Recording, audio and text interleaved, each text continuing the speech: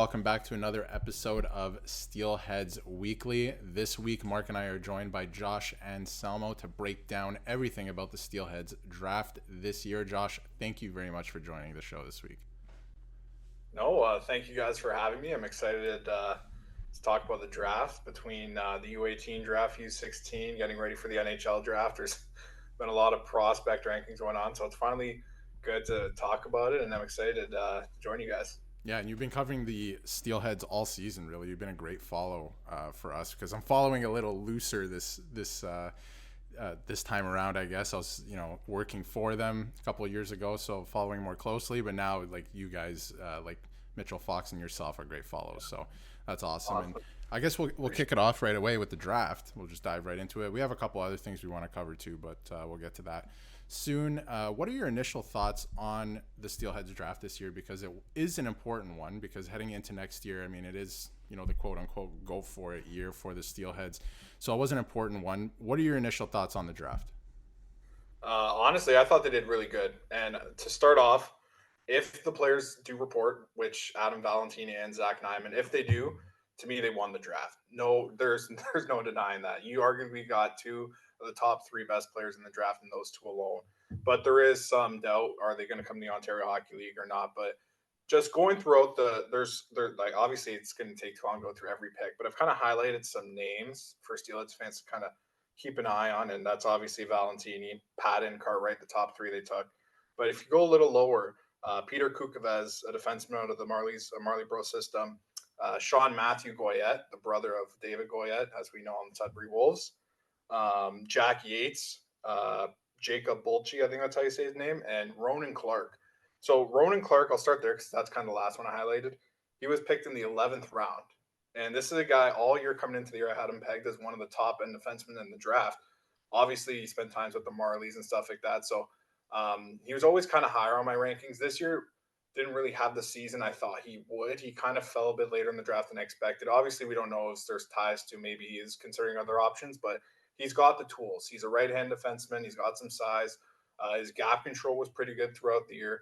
That Markham Majors team he was on was kind of weird. They had a lot of star talent, but they just never really put it all together. So that's a guy late in the draft. Like we're talking late here. I think that's a player that you're going to see kind of grow up and develop well. Just right-hand defensemen are hard to find, right? And that's what I really noticed with this draft class for the Steelheads is they really targeted right-handed defensemen. And Ronan Clark is a pick that I really like late, but even Jacob Bolchi, this is a forward who I've kind of heard he is maybe looking at other options like St. Andrews College, but he was part of that North York Rangers team that was they were just on fire throughout the GTHL playoffs. He was noticeable all over the ice. He competes hard, plays a 200-foot game, hits everything. This guy hits absolutely everything. The perfect player you want in your bottom six. So even though like these late round picks, these are guys that I think they hit on. But if you want to climb up more into the draft, so the mixed reaction I kind of feel like was more on the Patton pick. So in the second round, I'm kind of rambling here, but if you guys want to jump in, go ahead and No, ask no, no. This is questions. good. Keep it going.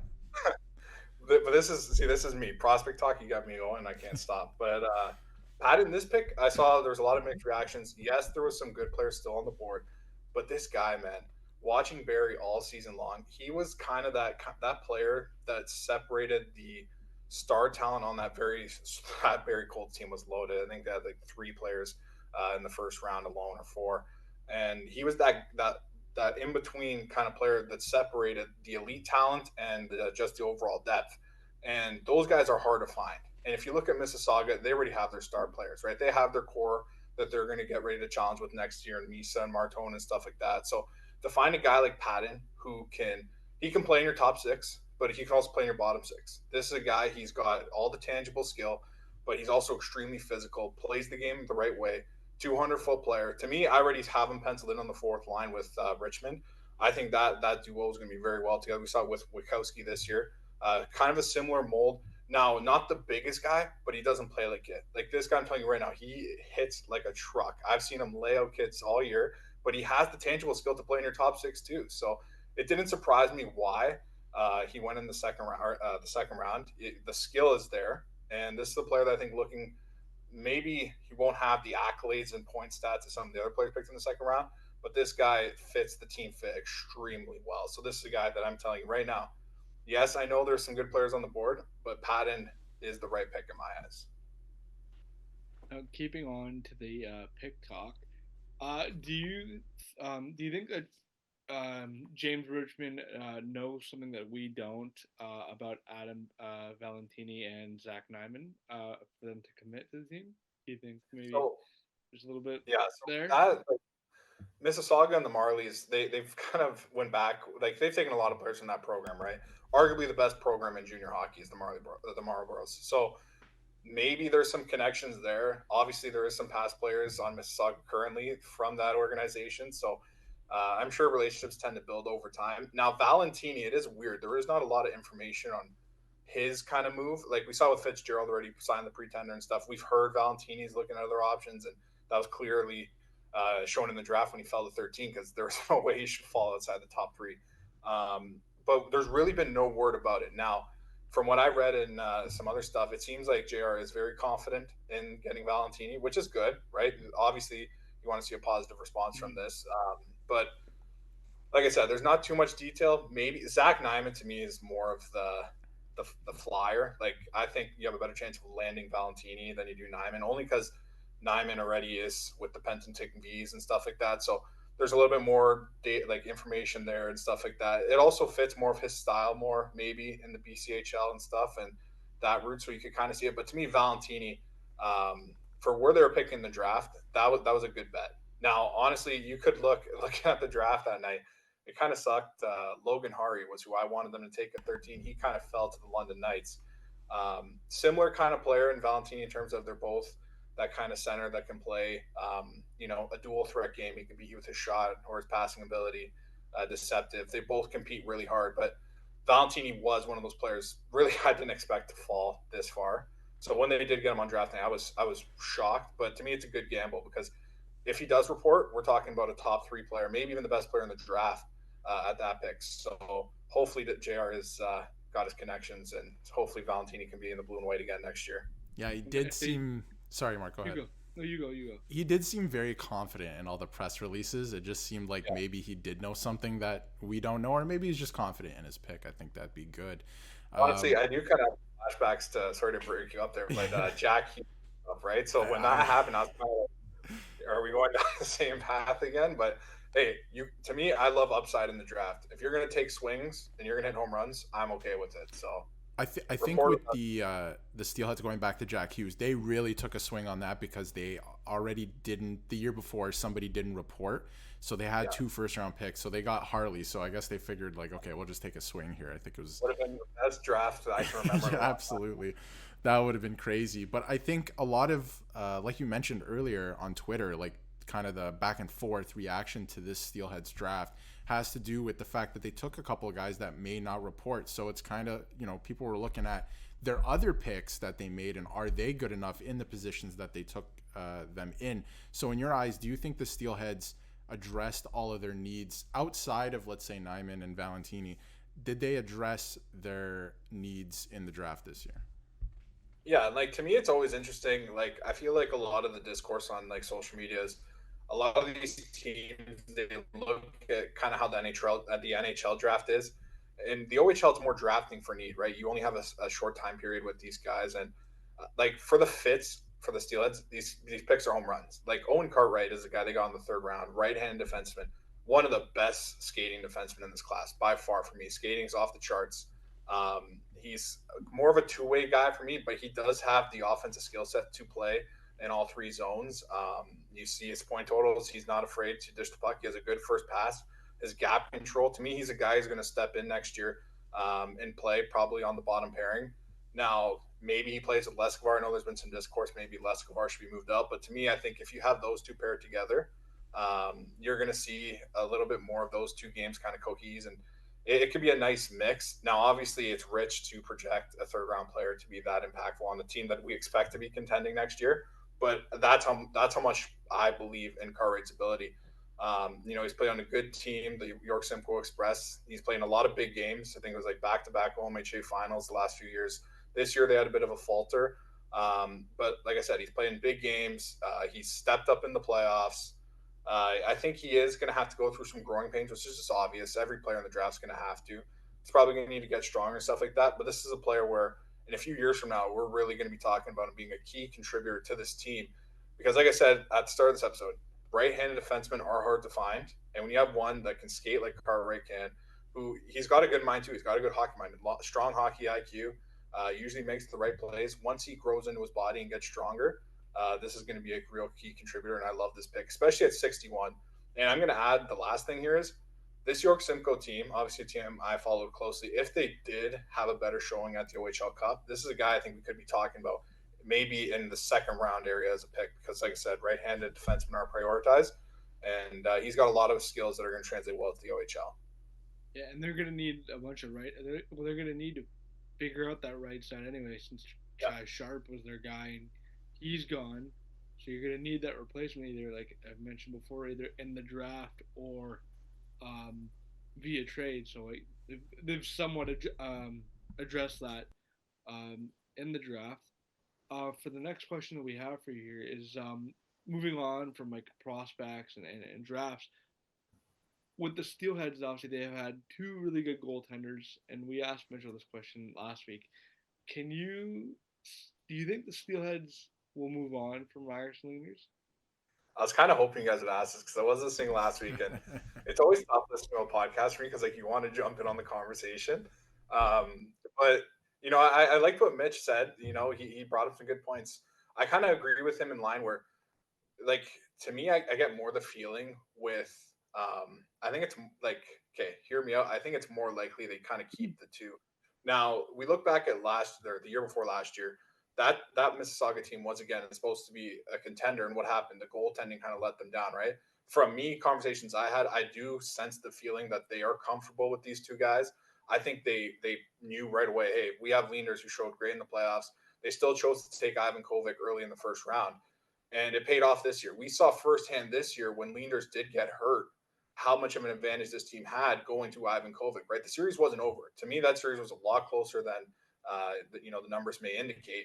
And Ivan Kovic came in. The first game was rough, but it's going to be rough for any goalie, right? Rookie, and you're coming in cold. So to me, that's kind of a whatever for me. But like I said, I get the sense that they're kind of comfortable with these two guys. It would shock me if they did move on from one.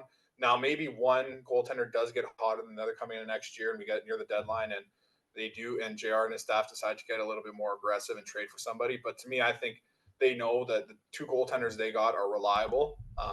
They seem like they have a good combo together. They seem like that connection's good, and we saw this year. This team was good. It was competitive. To me, there's not too much you need to really add to this group, and especially through the draft. Like, yeah, they're losing some key parts and overagers and Chaz Sharp and even Dean Locust, but like those two guys, literally, and this is Rich again, but I feel like they addressed that in the draft. Troy Patton is a guy who reminds me a lot of Dean Locust. He could play in your top six, play in your bottom six, good in front of the net. Cartwright could step in and play that right side. To me, he's way above his age level, Owen Cartwright, the way he sees the game and stuff. So, like I said, they did really well drafting this year. And to me, could they move a goaltender? Sure. Do I think it's likely? No. I get the sense they like these guys. They would get a good package back for him. Yeah. They could end up getting a good package. That's the only reason I bring it up. I like to stir the pot a little bit. I'm not sure that happens just based on what JR has said about them both. But when you look at the Steelheads, they just had a really good draft. We talked about it this episode, and in previous episodes that they had to have a good draft. When you look at the goaltending, like the fact that Ivan Kovic played more than 10 games is crazy considering Mississauga's track record with backup goalies and how much he did play and how well he played. So, if they do keep them together, the goaltending is solidified. Your defense was pretty good. Obviously, the forward group, you got a possible top 5 pick next year, top 10 pick in Martone, NHL draft, that is. Do you truly see this team or next year for this team being their go for it year? Like, could they finish first in the conference? Are they going to go for the championship? Are they, if Valentini commits, let's say, are they maybe one piece away from actually doing it? That's a good question. And honestly, this team I had like all year, like I try and keep it unbiased. I talk about the whole league as a whole. And they were still my number one team to watch this year because I love what they did last year at the deadline. A lot of people were like, "Oh, why are you moving on from Del Mastro and all this?" But no, they brought in a good young core. They kind of rejuvenated that window of contention right away, and they really skyrocketed this year. They were young, they were fast. To me, they're only getting better. So you look at this year, there was times where I believe there was a point where they were number one in the OHL power rankings. Yep. So it's kind of hard to say like, no, they're not going to have a chance next year. Now losing Chaz Sharp and Dean Locust, those were two guys I thought were huge since the trade deadline. They were pivotal on their late season run there. But just looking at guys like Martone, Misa, I'm expecting McDonnell to take another step. Even Von Richter, I think you're going to see a step with his offense, a good amount. So I'm going to say yes, just given off those two goaltenders alone. I think those goalies should keep you in a lot of games. And given the upside on the offensive game, I think that they should be in a good spot. Now, if it's the year to completely go for it, that's a different question, obviously, to see who reports and who doesn't. But, I think you got to say yes here, right? Like, I think we're all competitive here. We all want to see this team do well. And I think maybe it might be a little early, but the good thing is to me, I think a lot of players on this team in the age mix, I think even if you do go for it next year, you can still go for it again the year after that. Yeah. Similar to kind of what London did last year. You could the window here is not just a 1 year thing, right? And especially if Valentini does commit, that kind of extends your window even more. So it'll be exciting to see. Obviously, there's going to be a lot of early watching in training camp and how the young guys can provide to this group. But I do like the way this team looks overall going into next season. Mark, I'll let you jump in here in a second, but I just wanted to piggyback off that too, that I think in listening to you talk about that and how it might be the year next year, but also their window's extended, Steelheads fans, and the dynamic's going to change because they're moving to Brampton too. It's not that far, but it will change. Know over the years that, 2017 was different. They did make the final. They went all in. They made some great moves. But there's been 2 instances since where it is the go for it year, and they trade the farm and they reload for the next go for a year in maybe 2 or 3 years. So I think there might be some anxiety from Steelheads fans for that, but it'll be interesting. See, like going back off that, like I totally get it. I feel like I have these conversations like with the Leaf fans, like with the Leafs. I get the hesitation. But let's be honest, this team, a guy like Martone, what he did this season alone was just incredible. What he's going to do next year is the reason why fans are going to buy tickets to games. And that's the thing. This team doesn't have just one guy. They have tons of guys that they can rely on next year offensively. They're going to be fun to watch. The speed isn't going away. This is one of the fastest teams in the Ontario Hockey League. So I get the hesitation. But like I said, they have the goaltending. And to me, that's the biggest difference is there's not only one guy who's a stud. You got arguably 2, and you got arguably the future of Canadian goaltending in Jack Ivankovic. So like I said, I get the anxiety a bit with this team, but like I said, I think this team's in a good spot. And I think after what happened those last couple of years, I think even JR and his staff are going to be motivated to make sure that this year, like I said, this team, they're built well. There's not much I can see going wrong. But like I said, the games are played out, so who knows? But like I said, I think Steelheads fans can kind of breathe here because the talent it's legit. This is the first time in a long time that Mississauga's had really good talent.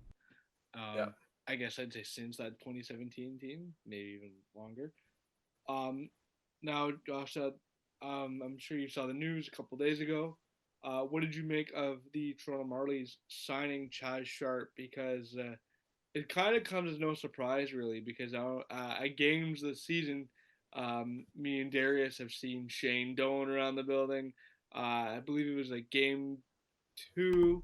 I had Brad living beside me, and I'm like, I wonder who they're here to scout out. So it kind of makes sense of who they were scouting in a way, I guess. What do you make of Chaz Sharp, one of the Marlies? Honestly, I think it's a slam dunk. I think the fit, I think the player, I think everything just matches really well. It's a 2 year deal, which I kind of like. It's not a 1 year kind of show me. He's got some term there. We saw this year the offense really skyrocketed, especially in the goals category. We know he has a good shot from the back end. The Maple Leafs do have an amazing development staff, no matter what level you're playing at. Even if it's in the ECHL when they had their Growlers affiliation, they developed a lot of key players from there, right?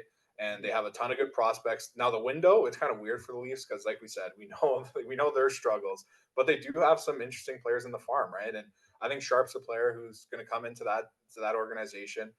He's going to get his chances. We know Tree Living loves his right-hand defenseman with size, and Sharp has a bit of that. So, and he's good with the puck, right? And that's huge for the Leaf system. Sheldon likes to play with a puck possession style, and he's good with the puck. He can make plays in all 3 zones. To me, it's a slam dunk fit no matter what. But going back to what you're saying about Tree Living, I was kind of hoping, maybe get some. There's a lot of draft prospects for the Steelheads in this year's draft, so hopefully maybe somebody like Fibber could end up going there as well. And hey, who knows? Maybe a Fibber sharp pairing on the Leafs blue line in a couple years. It would fit too with the blue and white. Actually, continuing on like with that of the draft, I noticed as well that Luke Misa kind of, I guess I'd say he dropped a bit in the draft ranking, which is kind of surprising. Um, what are your thoughts on that? Do you think maybe it's because of I said maybe the playoff performance he had, or he kind of dipped down during the end of the season there? What do you think about that? To me, I think it's always tough with the central scouting final rankings because I do feel like playoffs do play a heavy part in those rankings, and obviously somebody like Easton Cowan who wasn't very high on there ended up going in the first round, and he showed everybody who even me at the time was a little bit shocked that he did go that high. But it doesn't matter really where you fall in these rankings. Now, to me, I think the central scouting list is arguably the most accurate one out of all the ones you can find on the internet. So to me, it is pretty telling. Maybe it is a bit of the size. So from people I've spoken to, they do have some questions about the skating, not like his complete overall stride and stuff like that, but just the technical stuff.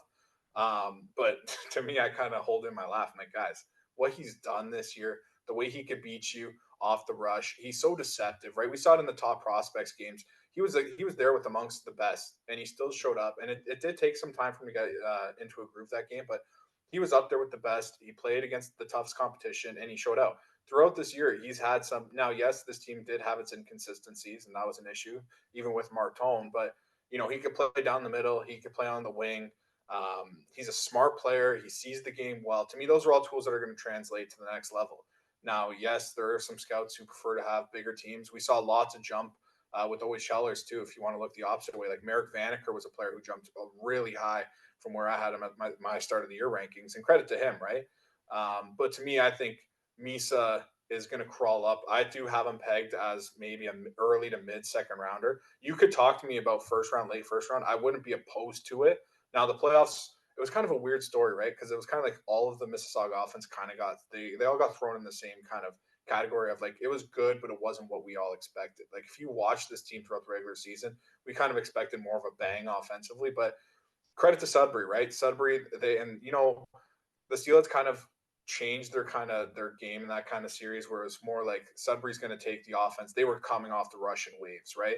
So Mississauga really had to pick their time when to provide offense, and they did that in certain games, but in other games they didn't. They got in trouble with the penalty kill and stuff like that. But like I said, that series isn't an indictment to me to these guys' success. I think you can even look at Fibber, right? He didn't have the best playoff series, but to me, there's no doubt in my eyes that these guys can be NHL players. Now, Misa, maybe he's not a top six ideal second line left wing guy. Maybe he is more of a third line, top nine kind of center. I do agree with JR that Misa is probably going to be a winger at the next level.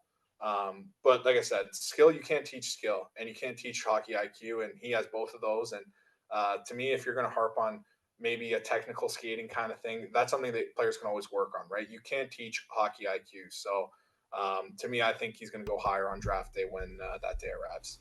Yeah, I think a lot of the criticism that came towards him was based on the playoffs and things that he can obviously work on once he makes the step to the next level, and even when he comes back to junior next year and stuff like that. So I don't know, that'll be fun to keep an eye on too with Misa. But to move away from the play on the ice and I guess a little bit of the play on the ice, but the draft and players specifically, what do you make? Obviously big news, Steelheads are moving 10 minutes up the road to Brampton, away from Mississauga. They've been in Mississauga for a long time, had some roots there. Obviously there's the whole thing with attendance hasn't been good the whole time, but there are fans and they have made roots in Mississauga. So obviously they're moving to Brampton. What do you make of the relocation? And we talked to Roger Lajoie as well, and he said there's a difference between thriving and surviving, and it sounds like this is a move just to survive. Maybe if they relocated to the States, like we talked with Mitchell, he said that was an option as well. They could thrive, but it sounds like they're just going to survive here. What do you think of the move, and could they possibly make it work? Because we've seen too that the mayor is heavily invested in this, so they are putting some attention to detail to it. Honestly, maybe this is just the bias I have, and I'm an optimistic person, but I do like the move. I think there's no better time for this team to move to Brampton. They have an amazing core. Like I said, this isn't a team where they're built off overagers or they've been lucky. They have legit players. Like we are going to be seeing these guys in the National Hockey League quite soon, and they have goaltending all the way up to center. So to me, this team is going to be good next year. And the key to getting fans in the building is to have a good team, to have a team that's fun to watch. Now, the argument back on that might say, hey, this team was fun to watch. What changed this year? Now, guys, as somebody who does go to school in the area, a college student, there is just the marketing to me was kind of the biggest thing that I really like. I did a project on it. I was trying to see like, how can like why isn't this working? Because stuff like this interests me, right? As a business Yeah. sports guy, and I teamed up actually with the Steelheads and a partner of mine where we kind of got tickets for our event as a giveaway and stuff, and just trying to see like a lot of the people who we told at the event like, hey, you just won free tickets to the Mississauga Steelheads game. It's going to be against the Oxford Generals, whatever. And a lot of people were kind of like, oh, like what team is this? Is this OHL? And they were kind of unaware that there was a team actually of this caliber so close to them. So from that event, I think at least 20, 30 people I've spoken to at that event that were kind of like shocked, like, wow, okay, you know what, this is pretty cool. Haven't really heard about them. And they went to the game and they went to go check it out. To me, that's how you create a long-term fan base. And I think that's kind of a lot of the image we have right now is this team is still kind of fairly new, right? We've had name changes, we've had teams leave and stuff like that. And there's a lot of competition here with the Marlies and the Maple Leafs, but still, I think now with the move to Brampton, with with the system behind them, like a government system, and the mayor, like you said, supporting them more and having their back, I think you're going to see a nice jump. And to me, I was just at the CAA Center while I was scouting for the OMHAs, and I was talking to people around there too. And the upgrades that it seems like they're going to be making now, they're not going to be major ones, but to make it more accustomed to an OHL rink, there's been a lot of talk about the restaurant there and kind of the open concept view on the top concourse. So I'm excited for it. I think it's going to do well. I think Brampton too. Like I went to the playoff games for the Steelheads at Paramount, and the amount of people you see with Brampton jackets and all this, Yep. and for the minor club and stuff, right? Like it seems like they're really appreciative of the move. And to me, it's just going to be at a better time. This team, yes, they're going to be moving right while they're starting to hit the contention window. So, like I said, the easiest way to get fans in the building and create long-term memories is to have a good and competitive team. And if that's what fans' first view of this sport is going to be, and this great sport, and how fast this game is, and how having this kind of team in your backyard for the price and all that price of admission, it's a steal, it's a home run. Yeah. So now when you have fans going to watch a competitive team who hopefully has championship aspirations, I think this is a good move, and I think it's once word travels out or more, and I think this will be good for them because I was shocked talking to people. I'm like, you've never heard of this team and this and that. It's So quite Yeah, once you'd be surprised. yeah. Yeah. once word Well, travels around, don't worry, I think it's a good move. It's interesting. Sorry, Mark. I'll let you go in a sec. Yeah. But it's interesting. I love that take because the narrative. If you ask anybody who cheers for another OHL team or maybe some media members from different cities, they'll tell you that it will not work because it has not worked. But the way I'm looking at it and some of the points you brought up, they're going to be a really good team to start. The Minor Hockey Association numbers are far larger now in Brampton than Mississauga. Like hockey is way up in Brampton. That's a factor. The building, they're going to make it for the Steelheads basically, right? Like the building in Mississauga is moving more towards Raptors 905 and different things, concerts, stuff like that. This will be made for the Steelheads for their home. It's 10 minutes up the road. Like nothing changes for Mark and I, let's say, or even yourself, right? So you can easily make the drive. So I think there's a lot of things going for them here that could end up making it work and really make it their home, which I think has been lacking for the last couple of years. Yeah, I think. Oh, Go ahead. no, it's you okay. go ahead, Josh. We're everywhere. I was just gonna say there, like you said, building it to make it their home. Like it seems like there is a good vibe around the people there. Like at the CAA Center, everybody's talking about like, hey, the OHL's coming here next year. You know what I mean? And to me, kind of watching the OMHAs from that perspective and that rink it was more of a better view to watch a hockey game, if that makes sense. I feel like Paramount's really accustomed to the 905 and that kind of viewing area, but the way the CAA Center is built, there's a lot more kind of I wouldn't say like better angles because you can go with any rink and say that, but like there's a lot more to do. Like if you want to have a drink up in the concourse, you can have that availability. Where at Paramount, you're kind of like forced and enclosed with everything so circular, if that makes sense. Yeah. And there's one thing too I caught on there. A couple things actually. You mentioned how when you say to people, "Oh, it's always hockey," and they don't know. I had that encounter a couple weeks ago with someone, and they're like, "Oh, it was like, isn't the Ice Dog still there? I'm like, man, they've been gone for 15 years. I'm like, I'm like, I wish personally, I still wish, but I'm like, no, they've been gone. So people, either it's people that don't know there's OHL here, they still think it's the Ice Dogs, or occasionally you might get the majors, but it's mainly that. Um, and then the second thing I wanted to add is what made OHL hockey work in the first place for Brampton. That's something that actually Darius and I have never covered about this is what made Brampton successful in the beginning was that they were very competitive. Yeah. So they drafted well. They had a good team, and I don't know off the top of my head. I don't know if they made the playoffs in their first year, but they were competitive opposed to how Mississauga was when they first came into the league. So that helped Brampton out for like a good maybe what 9 years before it kind of went downhill. So maybe that could happen again for the Steelheads if they they could get it going right away. Yeah, I hope so. I'm confident in them. I'm confident in the move. And like I said, like honestly, not just being biased, you just look at the amount of players. Like I don't know if you guys have seen, but all over social media, you're seeing the OHL debut stuff, and all these guys now making their NHL debut. I feel like there's a Steelhead logo attached to almost every single one. Yeah. Like Del Baluz, Del Mastro.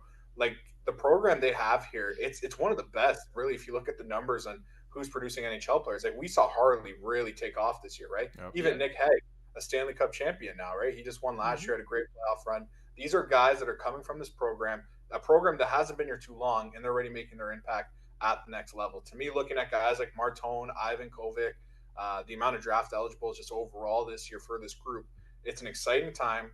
They got the right people in the organization for the job. JR's done a ridiculous job at development from picks even later in the draft and Zabeski and stuff like that. Credit to the scouting staff and all that. They've done a fantastic job all around. So to me, I think this team is in a great spot and with the right people driving in front. Exactly, and that's the thing because Mississauga actually never had that many guys were drafted through the years, right?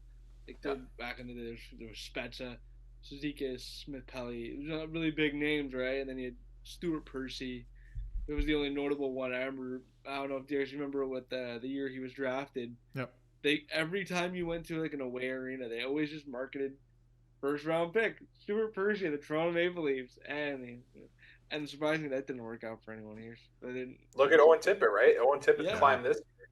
Like just incredible. He's still one of my favorite players to watch in the NHL. His speed and strength and what he could do with the puck off the rush, he's just incredible. And the fact that the Steelers just keep producing these players in waves, and like I said, we're seeing so many of them now. Like to me, Del Mastro and Del Baluz, they're going to be key in the NHL for their teams as well. So it's exciting, man. Especially with Porter Martone. I right now, way too early to say a ranking, but personally for me, he's in my top five.